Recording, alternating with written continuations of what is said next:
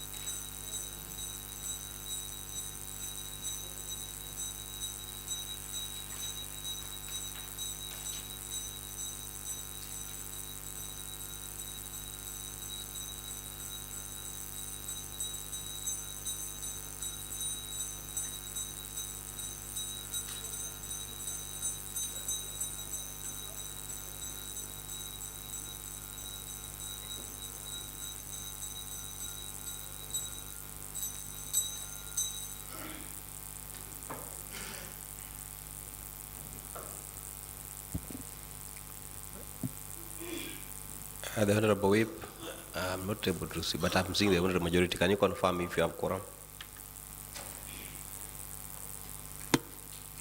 Thank you, Mr. Speaker. We have a quorum in the House. Clerk, take us through the order of the day.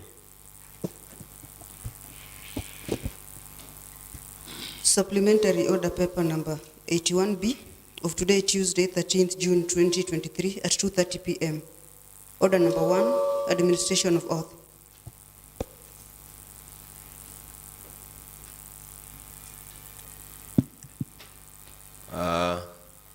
Honorable members, there are a number of members who did not take their oath previously, and I think we put them on the order paper. So Honorable Kennedy Uma Oko for the Vice Chairperson of Labor and Social Welfare Committee.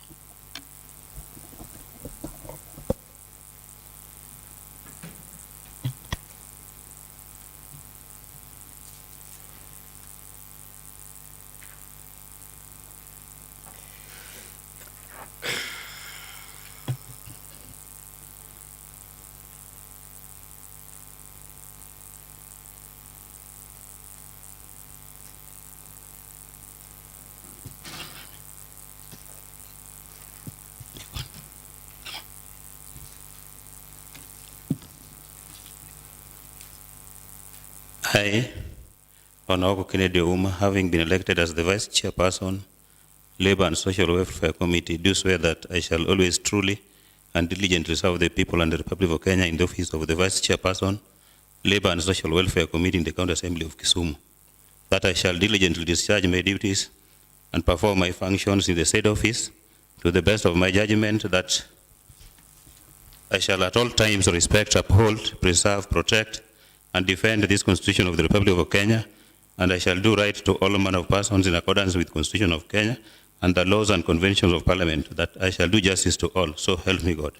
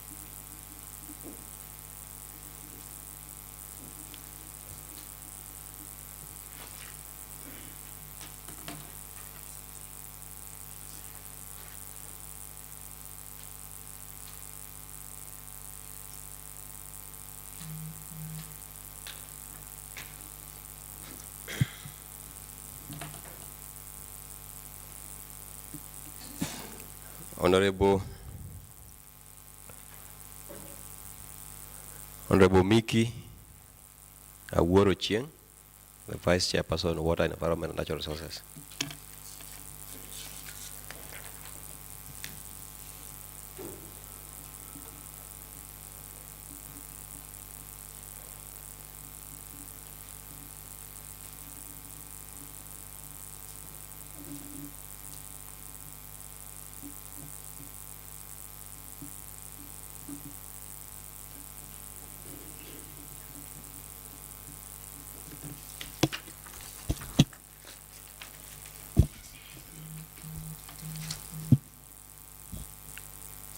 I, Honorable Miki Awuoro Chieng, having been elected as the Vice Chairperson of Water, Environment and Natural Resources Committee, do swear that I shall always, truly and diligently serve the people of the Republic of Kenya in the office of the Vice Chairperson of Water, Environment and Natural Resources Committee in the County Assembly of Kisumu, that I shall diligently discharge my duties and perform my functions in the said office to the best of my judgment, that I shall at all times respect, uphold, preserve, protect, and defend this Constitution of the Republic of Kenya, and I shall do right to all manner of persons in accordance with the Constitution of Kenya and the laws and conventions of Parliament, that I shall do justice to all. So help me God.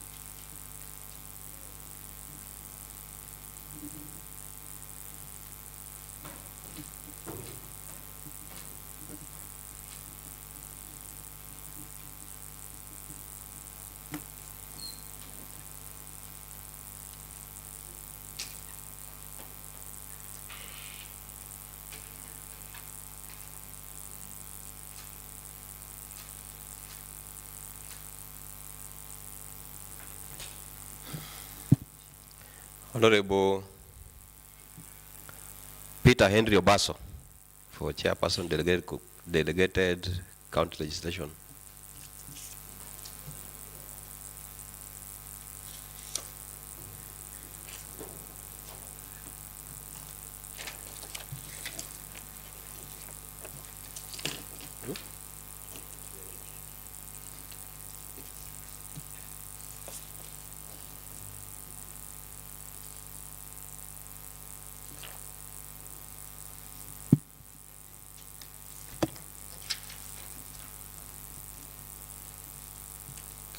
I, Peter Henry Obaso, have been elected as the Vice Chair, Delegate County Legislation Committee, do swear that I shall always truly and diligently serve the people and Republic of Kenya in the office of Vice Chair, Delegated County Legislation Committee in the County Assembly of Kisumu, that I shall diligently discharge my duty and perform my function in the said office to the best of my judgment, that I shall at all times respect, uphold, preserve, protect, and defend this Constitution of the Republic of Kenya, and I shall do right to all manner of persons in accordance with the Constitution of Kenya and the law and convention of Parliament, that I shall do justice to all. So help me God.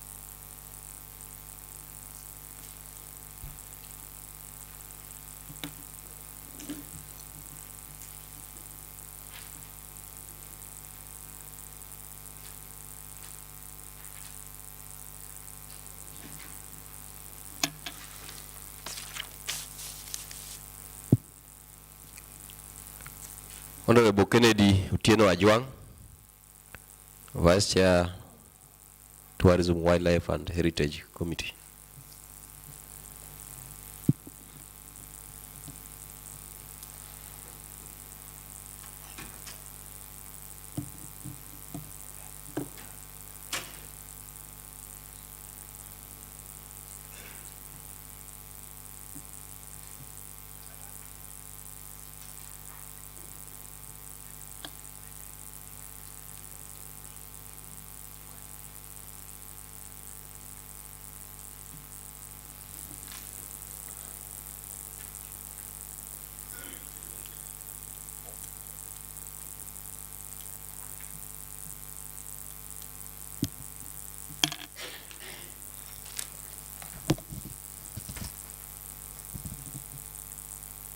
I, Kennedy Otieno Ajuang, having been elected as the Vice Chairperson, Tourism, Wildlife and Heritage Committee, do swear that I shall always truly and diligently serve the people of the Republic of Kenya in the office of the Vice Chairperson, Tourism, Wildlife and Heritage Committee in the County Assembly of Kisumu, that I shall diligently discharge my duties and perform my function in the said office to the best of my judgment, that I shall at all times respect, uphold, preserve, protect, and defend this Constitution of the Republic of Kenya. And I shall do right to all manner of the persons in accordance with the Constitution of Kenya and the law of conventions of the Parliament, that I shall do justice to all. So help me God.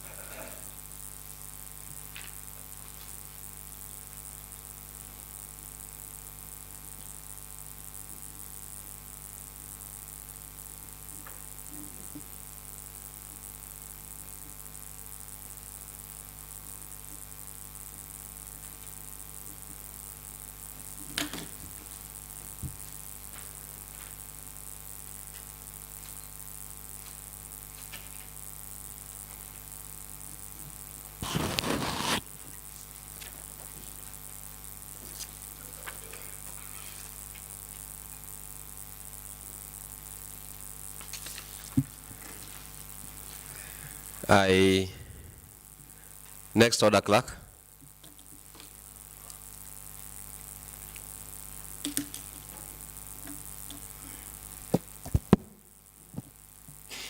Order number 2, communication from the chair. Honorable members, let me take this opportunity to congratulate those members who have been sworn in. I want to request you that, as per your oath that you've taken, kindly do your work diligently alongside your chairs and the other honorable members. Otherwise, congratulations. Number 2, I want to request members that on the following week,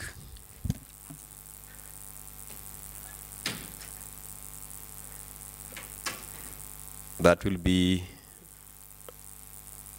on 20th of June 2023, immediately after the session, I want to request that you have a Kamkunji. The agenda will be sent to you in due course. So please, purpose to attend. I would write like that all the members attend that Kamkunji on the 20th, immediately after the afternoon session. The agenda will be sent to you in due course. Next order. Order number 3, messages. Next order. Order number 4, petitions. Next order. Order number 5, papers. Yes, sir, Honorable Eunice Alan.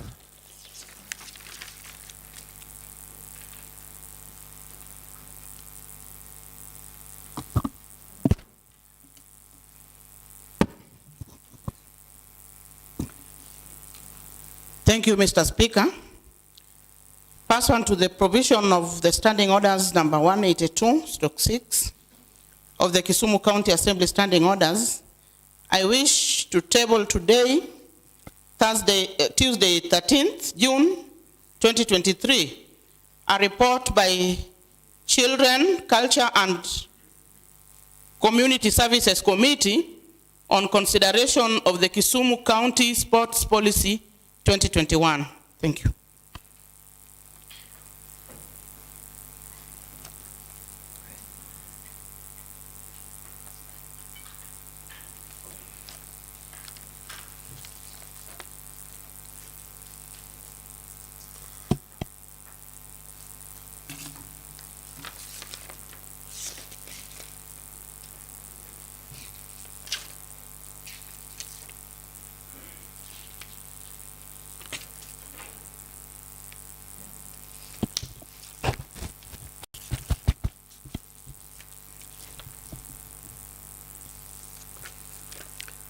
Honorable members, I confirm receipt for the Children, Culture, Gender and Community Services Committee report.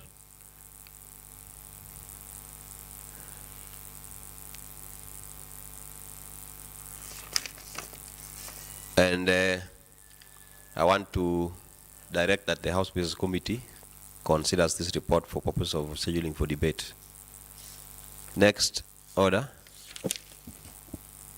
Order number 6, notices of motion. Yes, sir, Honorable Eunice Alan. Thank you, Mr. Speaker, sir. Pursuant to the provision of section 45/1, I wish to give a notice of motion that this House adopts the report by Children, Culture and Community Services Committee on consideration of the Kisumu County Sports Policy 2021. Thank you. Next order. Order number 7, statements. It is statement time.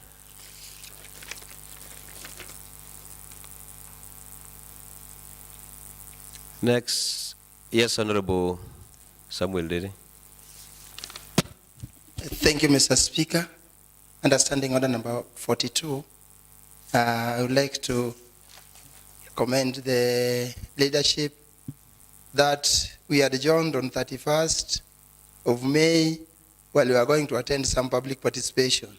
and what transpired during the public participation was good compared to the other issues which have been arising.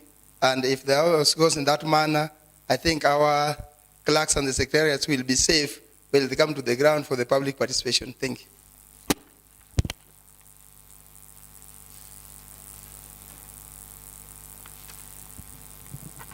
Next order. Commencement of business. Order number 8, motion. Adoption of the report by PICPAC Committee and consideration of the Auditor General's report on the financial statements of the County Executive of Kisumu for the year ended 30th June 2020 by the Honorable Kennedy Ouko. This is a resumption of business interrupted on Thursday, 8th June 2023 at 2:30 p.m. What is it, Honorable Mildred? Mr. Speaker, thank you. Thank you for giving me the chance. On behalf of the chair of PICPAC, I request that it's moved to another date.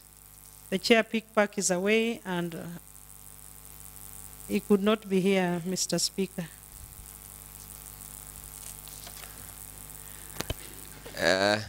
What is it, Honorable Dede? Looks like you want to say something. Thank you, Madam Speaker. Thank you, Mr. Speaker, for according me the opportunity. It's good a member of a committee has already raised a statement that the chairperson of the committee is not around.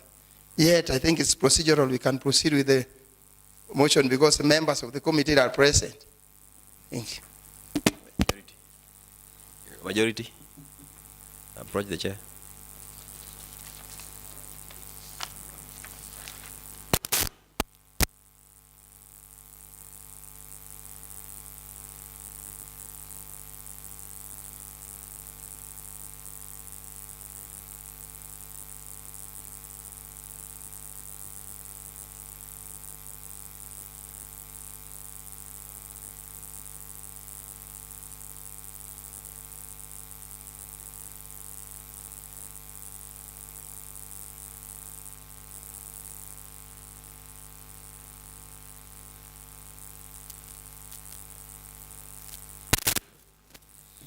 Honorable members, I have heard the sentiments or the request of Honorable Mildred Ajumbo. I believe as a member of the committee, I want to bring to your attention that if we don't dispense off with some of these reports, then if we come to the end of this session, then you should be sure that the report can only come back after 6 months. And especially for the PICPAC, I know there's a lot of work in PICPAC. Up to the June 2022 report is already with the county. So the members of the PICPAC committee, you have a lot of work. I want to request you that even as we agree to reschedule the motion, we need to agree on your schedule of presenting those reports to the members to deliberate.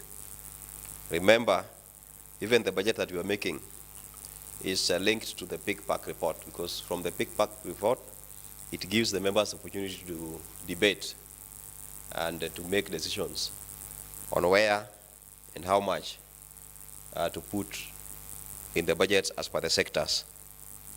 So if there is any member of PICPAC here, please reach your chair and the vice chair, and before the next House business sitting, you should have availed to us the schedule of, or the program on how you want to handle your pending reports.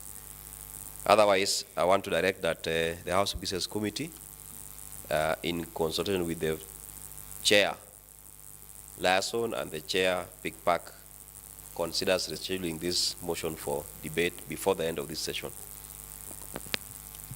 Next order.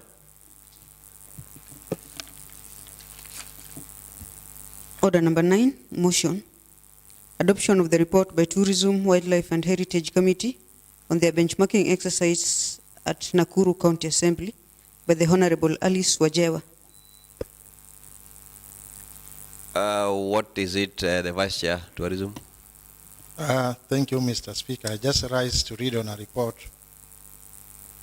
under the same of my chair. Proceed. Thank you, Mr. Speaker. Mr. Speaker, I have here a report on a benchmarking exercise within Nakuru County Assembly submitted pursuant to the Standing Order 182 prepared by the Chair, Honorable Alice Wajera. Mr. Speaker, sir, honorable members, the Sectoral Committee on Tourism, Wildlife and Heritage undertook a benchmarking exercise in Nakuru County from 29th March to 4th April 2023 with its counterpart Committee on Trade, Tourism, Cooperative and Planning of Nakuru County Assembly. Following the visit,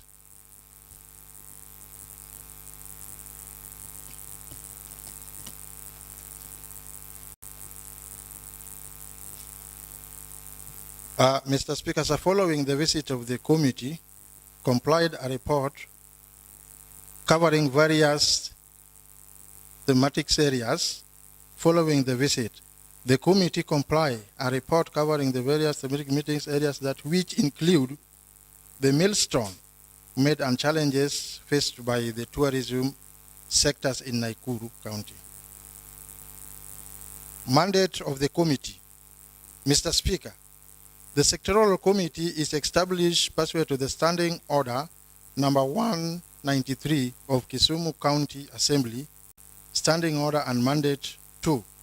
A, investigate, inquire and report on all matters related to the mandate, management activities, admission operation, and estimate of the assigned department. B, study the program and policy objective of the department and the effectivity of the implementation. C, study and review all county legislation reference to it. D, study, assess and analyze the relative success of the department by the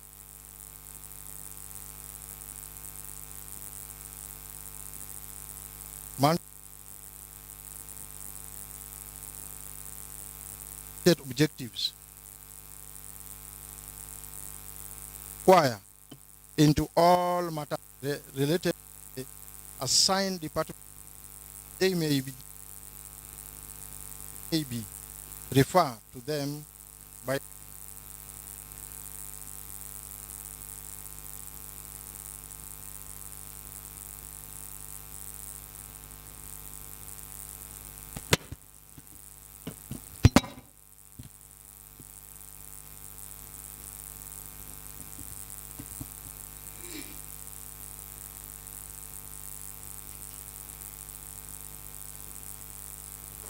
F, to vet and report on all appointments where the Constitution or any law required the County Assembly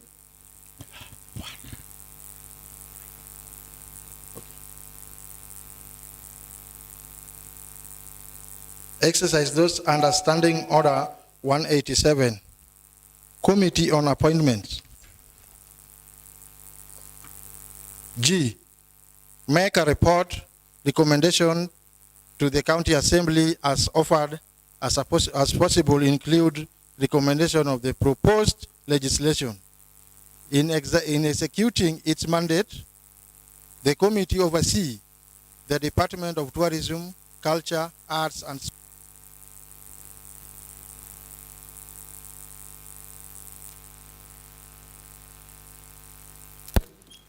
Sergeant Atam, can I assist the Honorable Band?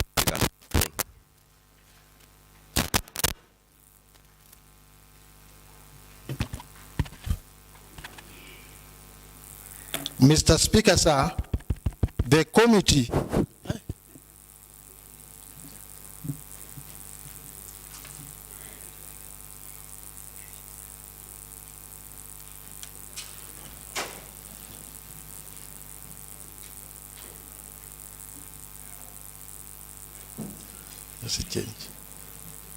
Madam Speaker, sir.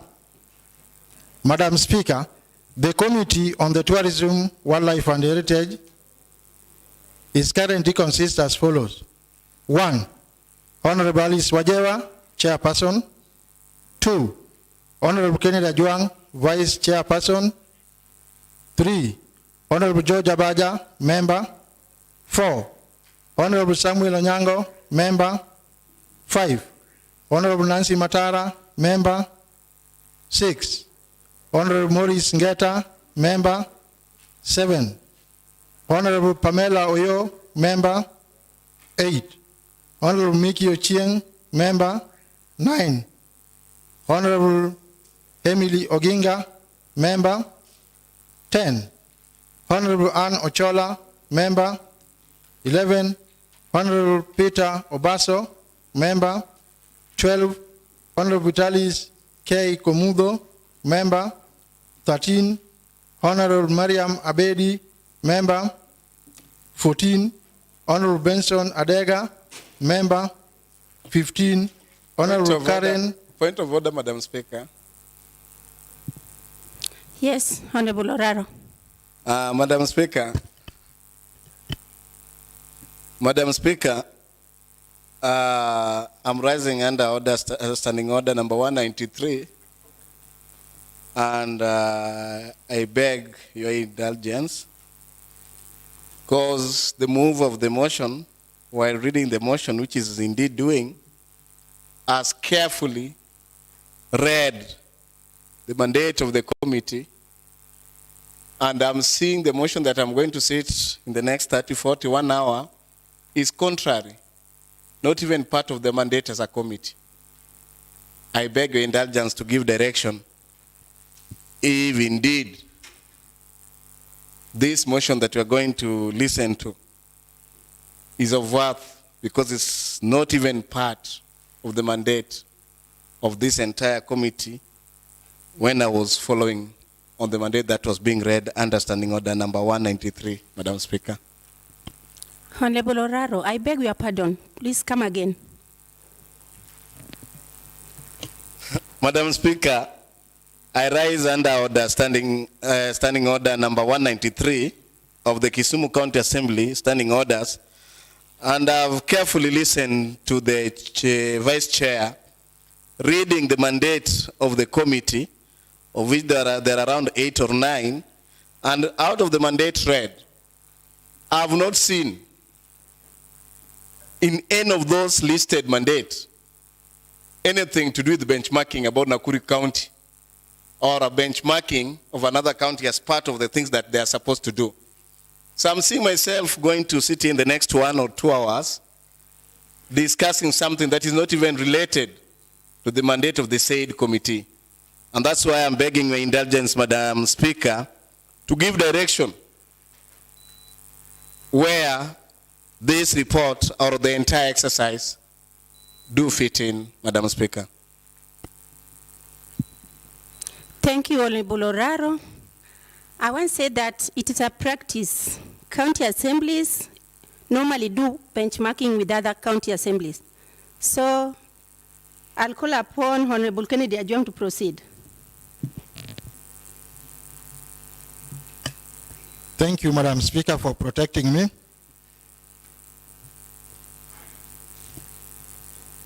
I was in the composition of the committee membership. Madam Speaker, I've reached number 15, whereby number 15 is Honorable Karen Odhiambo, who is a member. Secretarial committee, all secretarial members are 1, Bernard Aboda, committee clerk, Jacqueline Otieno, Assad report, Faith Judith, Sergeant Atam. Objective of the benchmarking.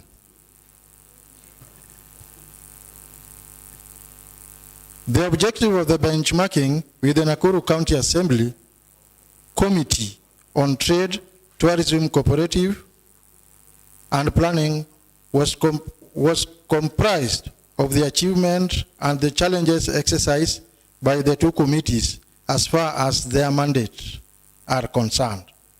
Executive summary. Madam Speaker, the Committee on Tourism, Wildlife and Heritage resolved to undertake a benchmarking tour to Nakuru County Assembly.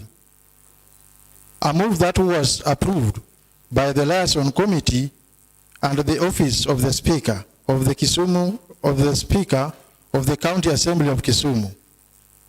The committee did a background research and learned that the county government of Nakuru has made effort to develop the tourism sector with more than 100 tourism attraction sites in the county.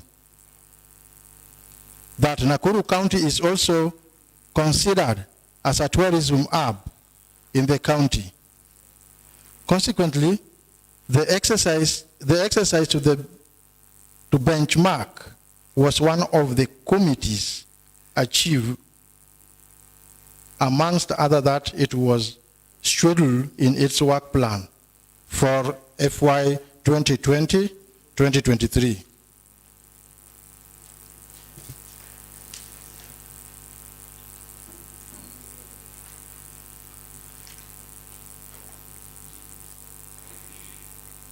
Acknowledgement.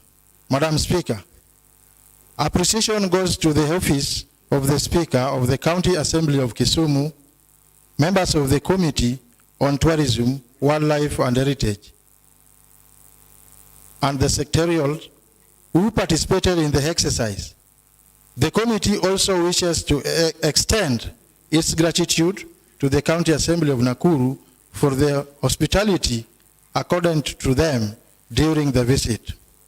Madam Speaker, on behalf of the Secretarial Committee on Tourism, Wildlife and Heritage, pursuant to the provision of the County Assembly Standing Order number 163C and 182, it's my pleasure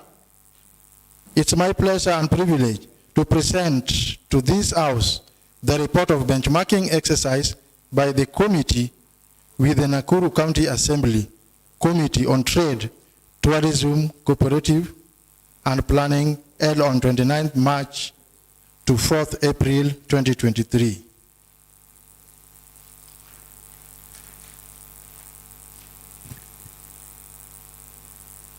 Tourism and Action Site. Madam Speaker, Nakuru County as an emerald tourism and cultural attraction site. It is regional of the great culture, geographical and the natural diversity. Nakuru County is a home to Lake Nakuru, Lake Nakuru Elementaita, and Lake Naivasha, which are some of the Rift Valley soda lakes. Lake Nakuru is the best known for its thousands, sometimes millions of the flamingos negacity along the shores.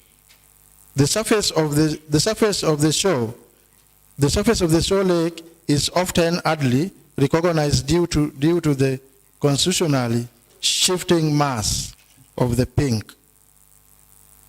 The number of flamingos on the lake varies with the water and food condition.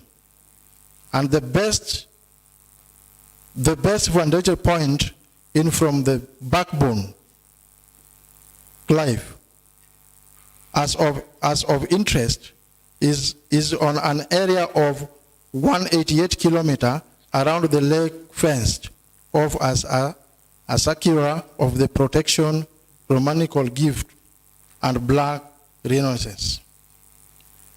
Other sites of interest around the Nakuru include management, creator and exit, Vaconol, 21499 meters high, and the Nakuru National Park, which is wider zone.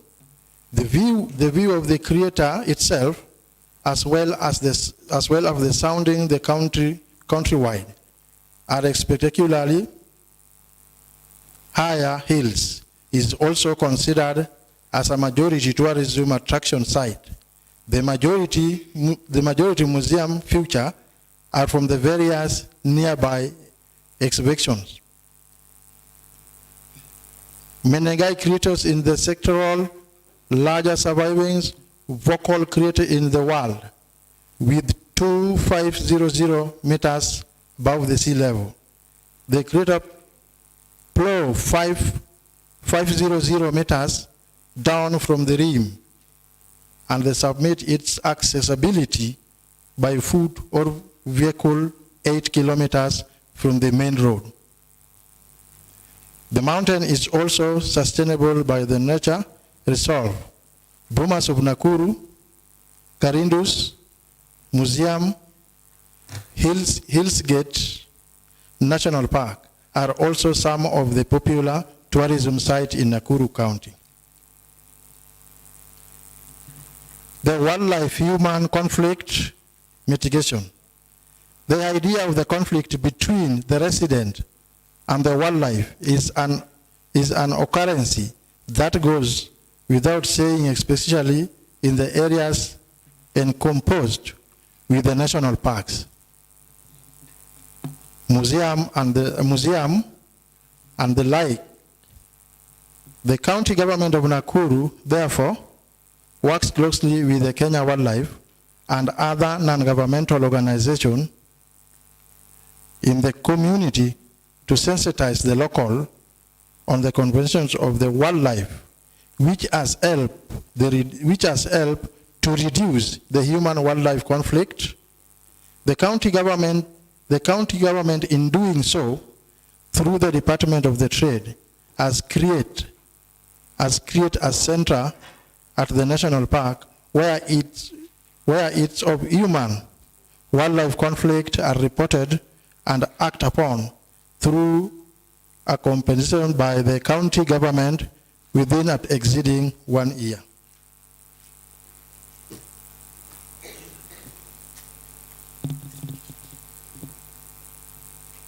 Ways through which Nakuru County promote local tourism and its impact to the regional economy.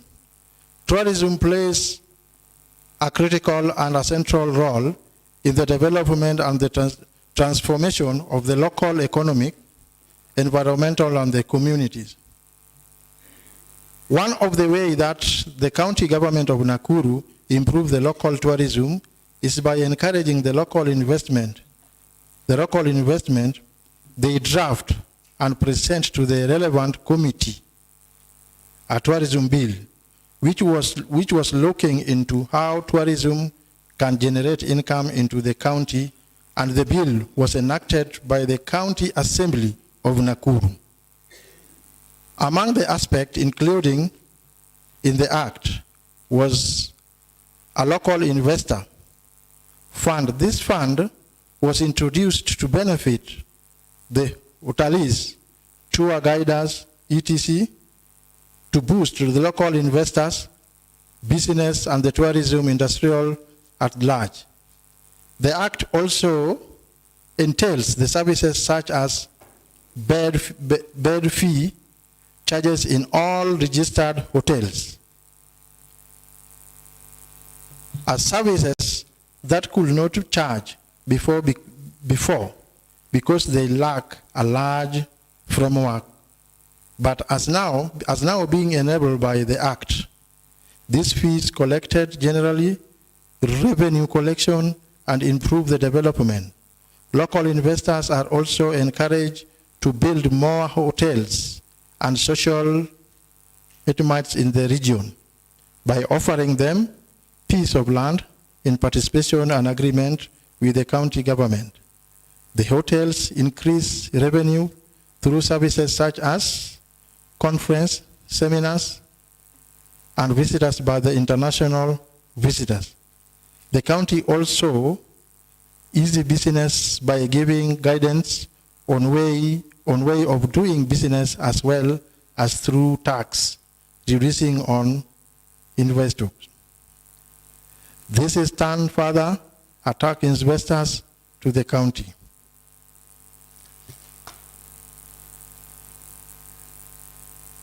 Bomas of Nakuru promote local tourism as it achieve its local touristical attraction from almost, if not all, the community in the county hence hails as visitors, as like, are drawn to learn from the place. Nakuru County as players. Nakuru County as players there, where visitors from other counties as well as within the county of Nakuru come to perform or participate in preparation of the future performance. Some visitors even host their competitions in this thread as a few thought subscription, like such as Lake Nakuru, Lake Naivasha, and the not so popular Lake Social are the major attraction sites for not only sight seeing, but also for between boat riding, sports, fishing, hiking, among others. The county government of Nakuru put fingerlings into the lake.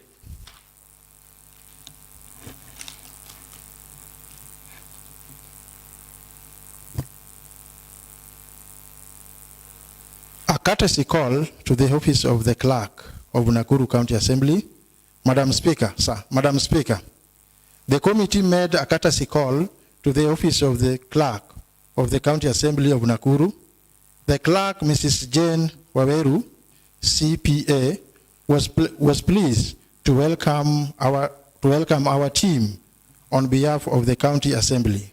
Mrs. Waweru, the clerk, informed us that she had recently assumed the office and that she was the immediate former director of finance in the County Assembly of Nakuru. Other than the short historical on the care program in the Assembly, she assured the committee members from Kisumu County Assembly that Nakuru County Assembly is always challenge facing the tourism department, impact of the tourism and wildlife on the county economy.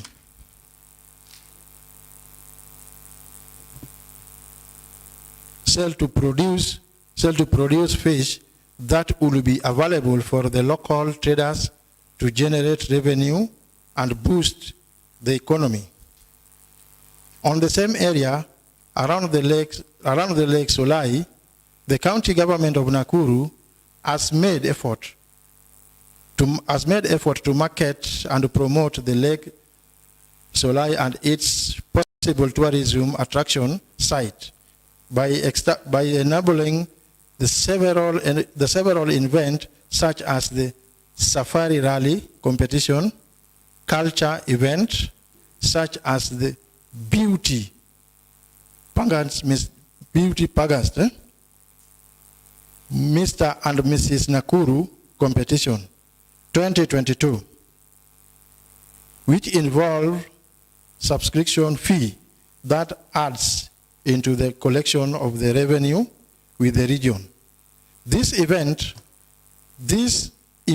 have made the local and the visitors who have come for the event to explore their areas.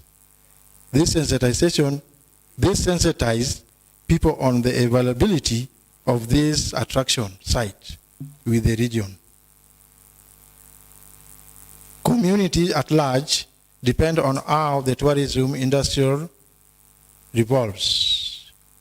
Our Career Nation Park has a play major role in giving back to the community. The management provides sponsorship to needy but bright students in the region.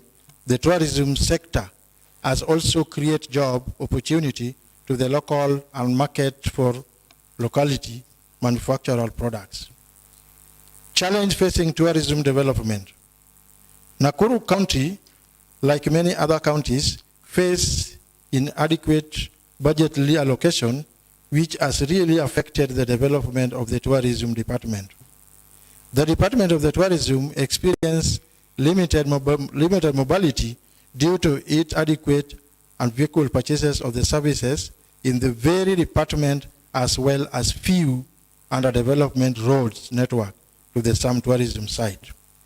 However, being evaluated to the Nakuru city from being a town, there has been a shift problem with the sufficient accommodation and the conference hall within the city, and likely in the Nakuru region as Naivasha town.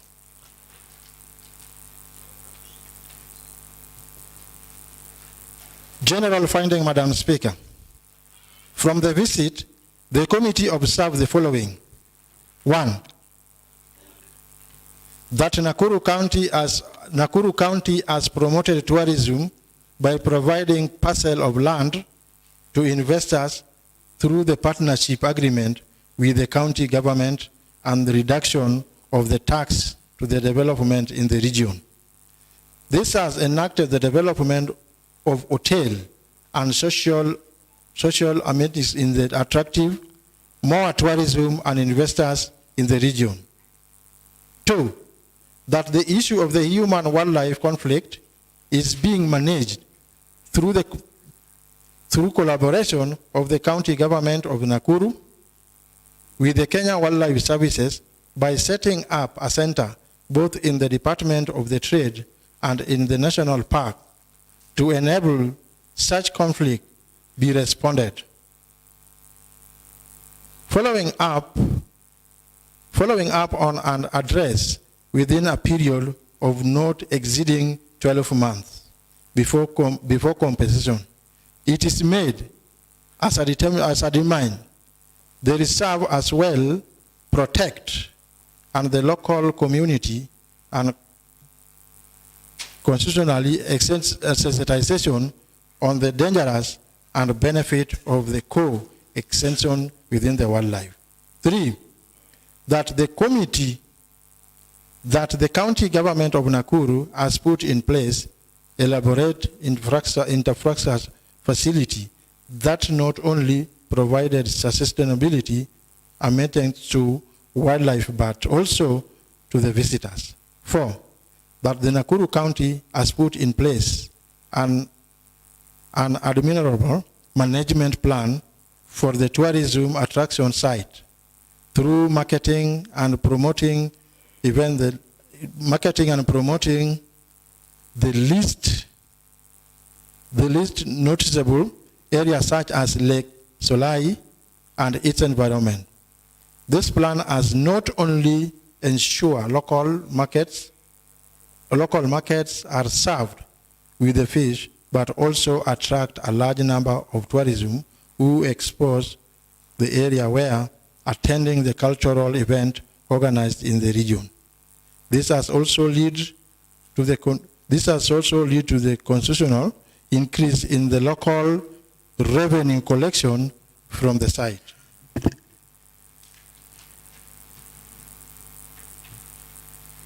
Committee recommendation.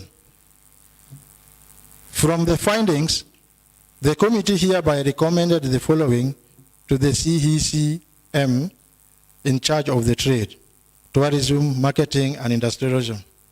1, that to avoid human-wildlife conflict, the department should set aside the community in Kisumu County on the need for the peaceful coexistence with the wildlife. This should go hand in hand with the immediate community directly indirect benefit from the reserve. Consequently, in the areas through employment of the local in the reserve conservation. 2, that the county government to improve infrastructure such as road, network development of eco lodge and hotel, which can be done through the partnership agreement with the investors.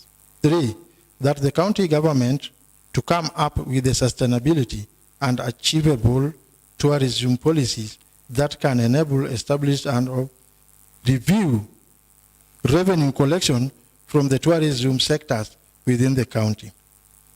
4, that the budgetary allocation should be increased for the department to establish the budget allocation to be increased for the department for the establish efficiency services, delivery and development of the sector. 5, that the committee to clearly map and face tourism site in the county of avoiding encroachment.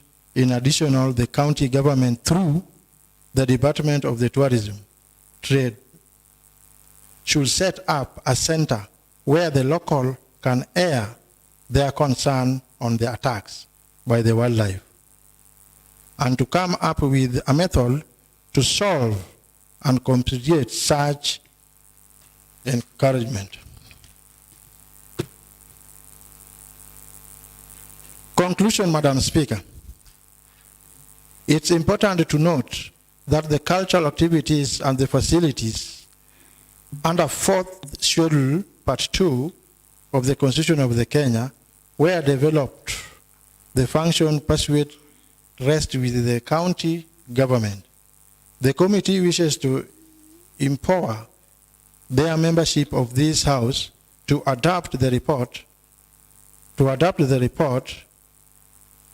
and the recommendation listed considered borrowing the best participation from the County Assembly of Nakuru and emulate the same here in the great county of Kisumu.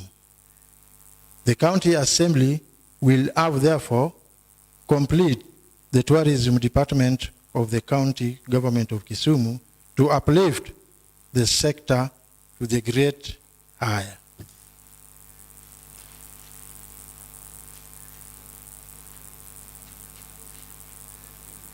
Adoption of the schedule.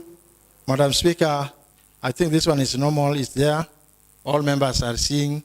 It has been signed by the all committees members. Madam Speaker, I beg to rest there. Thank you, Honorable Kennedy Ajwang, but you need to call upon one of the committee members to second your report. Madam Speaker, I call upon Ano Chola, Mheshimiwa Ano Chola, to second the report. Thank you, Madam Speaker. I stand to second the report.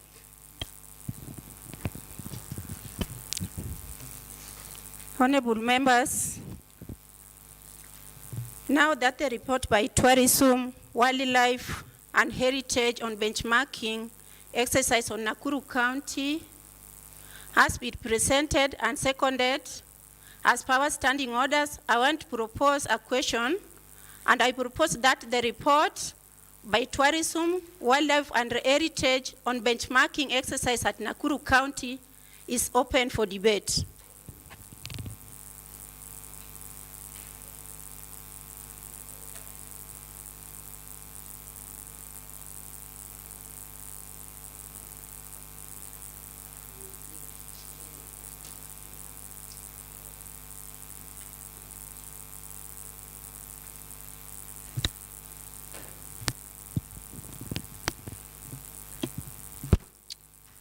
Honorable Boyton.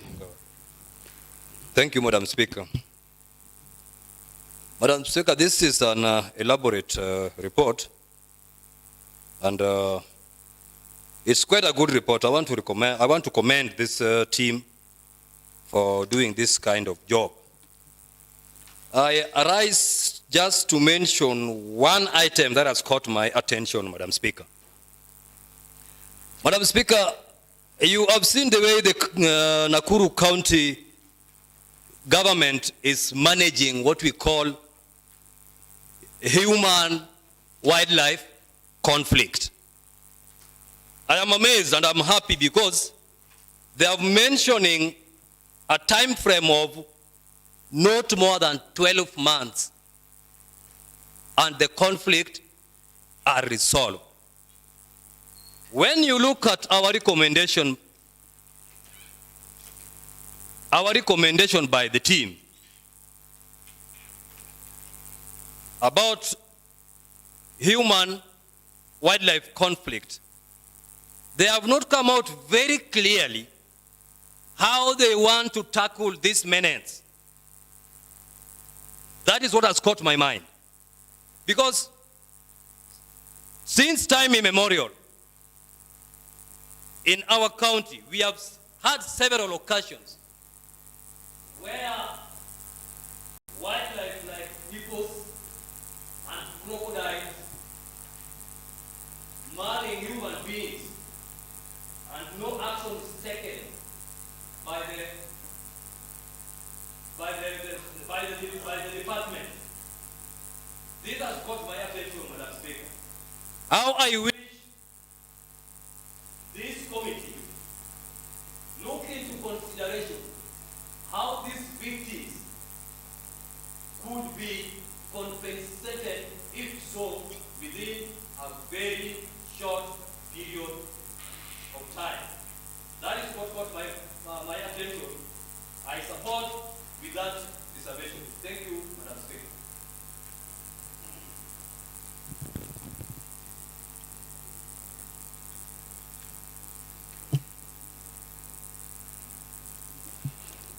Yes, senior member, Honorable Ben Yoiko.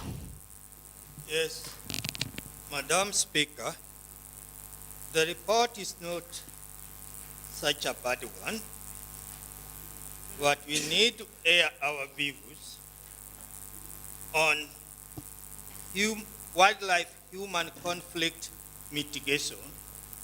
This is a very important matter that we need to address, and we ask for immediate solution. And where will this immediate solution come from, Madam Speaker? The wildlife we know is under the Kenya Wildlife Services, and our people live everywhere. The wildlife also, some live in water, others live on the ground. And it is the wildlife that cause harm to the human being. Human beings hardly cause harm to them. Like when the human beings kill a hippopotamus, that one they have got a good food that the community will feed on and no one will cry. But when the hippopotamus attacks our people, we cry because there's loss, there is harm caused to a human being. Madam Speaker, it is the mandate of the Kenya wildlife to compensate the human being who has been injured by the wildlife, the human being who has been killed by the wildlife. That is the scenario, Madam Speaker. And this is solely the work of the Kenya wildlife, not the county government. And I'm seeing a time frame here of 12 months that compensation is done in Nakuru. I wish this should be investigated further, because what I know and what is there in law, when human beings are attacked, injured by wildlife, they report the wildlife officers for necessary measures to be taken so that they are compensated. It is not the work of the county to do the compensation.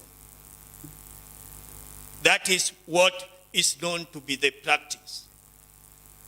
So we should encourage our people, when they get injured, harmed, killed by wildlife, the report should go to the police, consequently the wildlife officers, for necessary action, Madam Speaker. And Madam Speaker, this wildlife-human conflict is a problem that cannot easily be solved. Why? The wildlife live with us on the ground. They live in the water, where we also have to go to for fishing expedition. When we want to eat ngege, we have to go to the water. And we get them there, they attack us, Madam Speaker. So good measures should be put on the ground so that when such attacks come, how are our people compensated? And how fast should that be? And how well should the compensation be done? Those are measures that we should ask. This will now propel us to ask the National Assembly to look into the measures which were put in place so that they are improved, we don't cry a lot. Another issue, Madam Speaker, is on the investors who come around because of the tourism matters.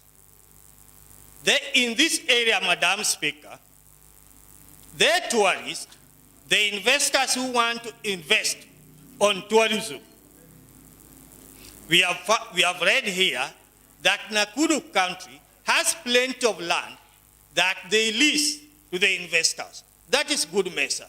Because when they lease land to the investors will only be paying rates for the number of period the land has been leased to them. What about our scenario in Kisumu County? Do we have such kind of land to lease? I doubt if Kisumu County has such kind of land. And I remember one time, our Baba, Honorable Raila, had cautioned our people to moderate the cost of buying land in Kisumu to attract investors. Because when the rate is so high, the investors become discouraged and we don't get many investors in the tourism sector. Kisumu, as we know, does not have such land. And land in Kisumu, the cost of land in Kisumu is very exorbitant. But that will not discourage us from investing on tourism. Let our people see the need to moderate the cost of land, to attract the investors so that tourism is developed. Madam Speaker, in the few past years, development of petrol stations along Kisumu Aero or Kericho Highway was developed, and so many petrol stations have been built. The reason was, it was being anticipated that tourists coming to Kenya would land in Nairobi, come direct to Kisumu Airport, and find their way to Masai Mara. Madam Speaker, this has not taken off, maybe because of political reasons. But our people were good. They offered land for petrol stations. The people wanted to invest on petrol stations. If you look along Nyamasara route going to the Buraero, there are so many petrol stations. Our people were promoting an investment on tourism. And with this kind of movement against Madam Speaker, tourism investment will be encouraged in Kisumu County. With those few remarks, Madam Speaker, I hope the department concerned with the tourism in Kisumu will look into this report where they can adopt, where they can improve on, where they can bring their more input. The committee and the plenary will discuss further. Thank you. Yes, Honorable Bill. Thank you, Madam Speaker. I want to thank the committee for a report well done. It is a short but well-detailed report. Madam Speaker, from the report you compare the two counties. It gives us a clear picture that Nakuru has many tourism sites, and Kisumu, we have sites, but they are not that many. I want to take this opportunity from the report. You realize that in as much as Kisumu County, we don't have many tourism sites. In as much as we don't have many tourism sites, we have to give it up to our county government. They have tried their best to work on tourism. The other day we had the fish fiesta. The other time we had Kisumu County working hard to get a well-known musician from Jamaica. His name is Richie Spice. You see, such acts is promoting tourism and making Kisumu County a known county. And we say Kisumu to the world. Another thing, we see tourism as an area that we need to exploit more. Back in the days, we had some sport. There was a bike racing sport from Kisumu to Awasi, I think, some time back. I think if we reintroduce such, we'll have a sport that will bring tourists to Kisumu. We have a big lake, Lake Victoria, that we need to exploit more and introduce fishing spots so that tourism is well exploited, and in return, we get more revenue to that department.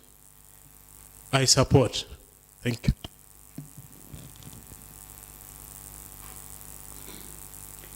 Yes, Honorable Kennedy Oko, Majority Leader. Thank you very much, Madam Speaker. Madam Speaker, I also want to join my colleagues in supporting this report. And I want to start by saying that exchange program is very important because it gives us a deeper understanding of ourselves and the people living around us. And from this report, we have now learned in a better way on how we can deal with human-wildlife conflict around Lake Victoria. And I would like that the committee, if the committee can get time, and share with the tourism department so that we can develop this. Madam Speaker, again, I've learned from this report that Nakuru has established itself as a domestic tourism destination. And I think even from members of this House can confirm that if you ask them which city do they want to go to, most of us will choose Nakuru.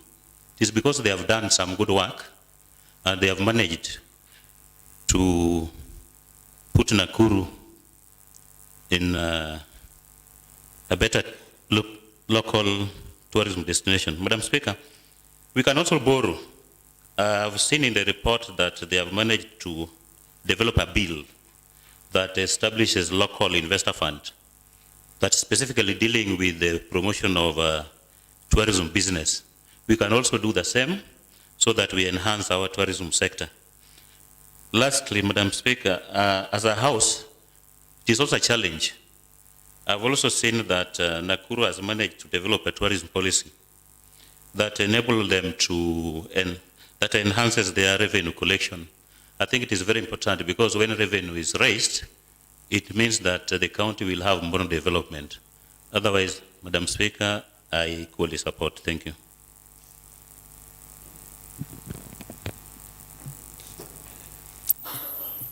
Yes, Honorable Pamela Oyo, Migosi Ward. Thank you, Madam Speaker. I also stand to support this motion. I was part of the team that went to Nakuru, and we realized Nakuru has over 100 tourism attraction areas. I think Kisumu is second to Mombasa, and if we develop our tourism attraction centers, we will equally be an important hub in this side of Kenya that will be visited by many tourists, with many tourists. Secondly, I want to say that tourism is a source of income and revenue. And if we exploit what we have around our place, it will help us to generate revenue and increase our revenue in Kisumu County.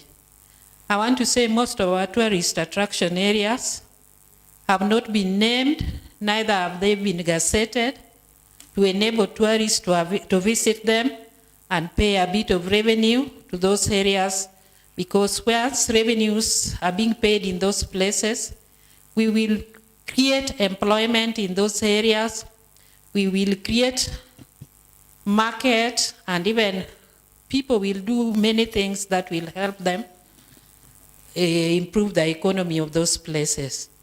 I want to support this motion, but I want to second also what the majority leader has said, that we come up with a policy that will safeguard our tourist attraction areas.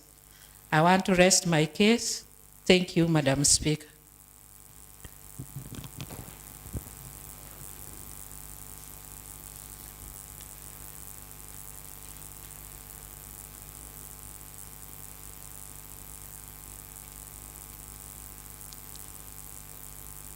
Yes, Honorable Dede.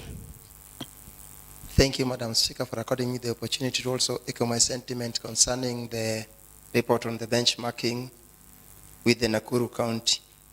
First of all, I take the opportunity to congratulate the committee for a well-elaborated report. To my major concern is that on page 7, we find that on page 7, you find that in Nakuru County, the committee works closely with the Kenya Wildlife Service and other NGOs to sensitize the locals, whereby in Kisumu, it is not that much done. And also in Nakuru County, you find that centers have been created to report and action taken by compensating the affected people. You find that we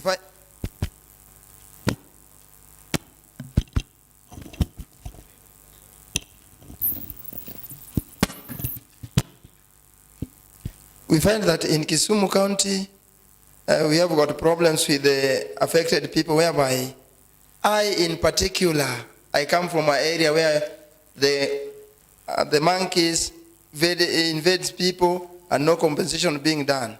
I think after the benchmark done, we now know the procedure to follow, whereby if the wild animals like the baboons and the monkey affects by people within Kisumu northward at a place called a Kingly, so you get the way forward and know the procedure to take.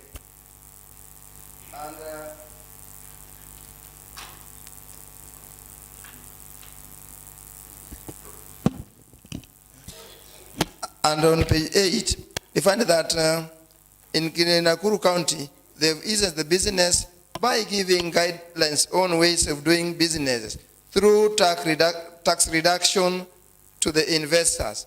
That influenced many people to come and do, at least come to the site visits within Nakuru County, whereby we fail in those areas.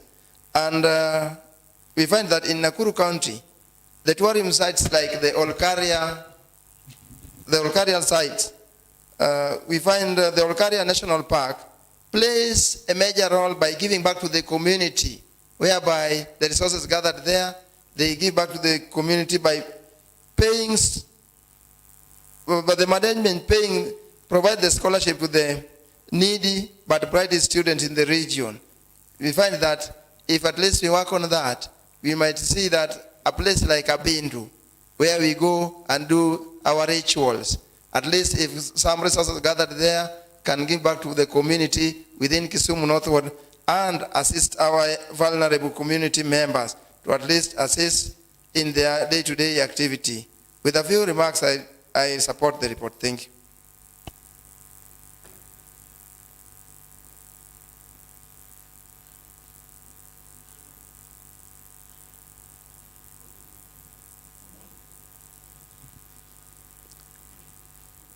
Yes, Honorable Alando.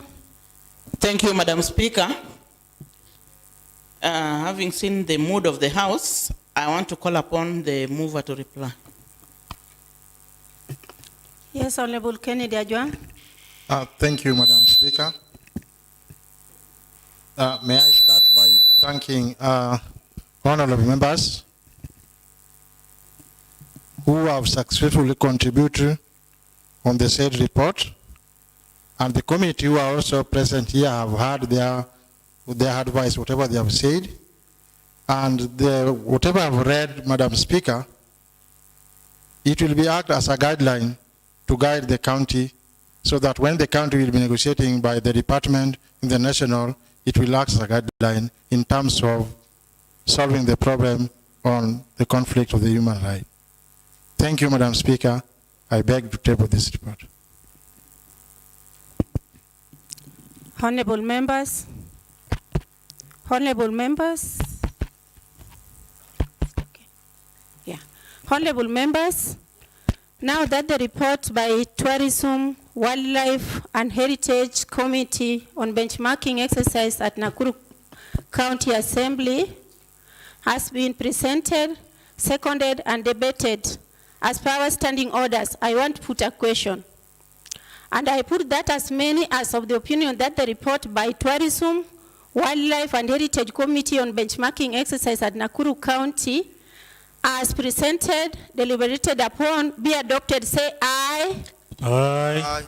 As many as the contrary opinion say nay. The ayes have it. And the report by the Tourism, Wildlife and Heritage Committee on the benchmarking exercise at Nakuru County Assembly has been adopted today, Tuesday, 13th June 2023 at 4 p.m. And I want to direct that the recommendations of this report and the House debate be forwarded to the relevant officers for the purposes of implementation. And I also direct that the implementation committee follow up on the implementation of the same. Next order.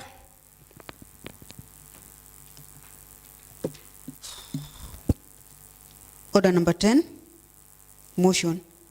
Adjournment on definite matter of urgent county importance, that is the joint meeting between sectoral committees and the respective departments on the Kisumu County proposed budget estimates financial year 2023-2024 until Tuesday, 20th June 2023 at 14:30 hours by the Honorable Kennedy Ooko. Honorable Kennedy Ooko, Majority Leader. Thank you very much, Madam Speaker. Madam Speaker, I rise to move a motion of adjournment. Aware that Kisumu County Assembly Standing Orders number 31-1 provides that any member may at any time rise in his or her place and seek leave to move the adjournment of the County Assembly for the purpose of discussing a definite matter of urgent county importance. Further, aware that the County Assembly, in compliance with various relevant provisions, has conducted public participation of the proposed budget estimates and received submissions on the same. Madam Speaker, acknowledging that the Committee on Budget and Appropriations invited departmental concern regarding the proposed budget estimates financial year 2023-2024 and budgetary notes, further acknowledging that the Assembly has to adhere with the budgetary timelines. Now, therefore, I pray that this Honorable House adjourns until Tuesday, 20th day of June 2023 at 14:30 hours, and I would like to ask Honorable Melayo to second. Thank you. Yes, Honorable Pameloyo. Thank you, Madam Speaker. I stand to second the motion of adjournment. Madam Speaker, I'm seconding the motion of adjournment because you know what time of the year we are in. It is important we adjourn so that we indulge as the House with other sectoral committees to enable us finalize our budget for the financial year. I stand to second. Honorable members, I'll refer to our Standing Order 26, Part 3. And therefore,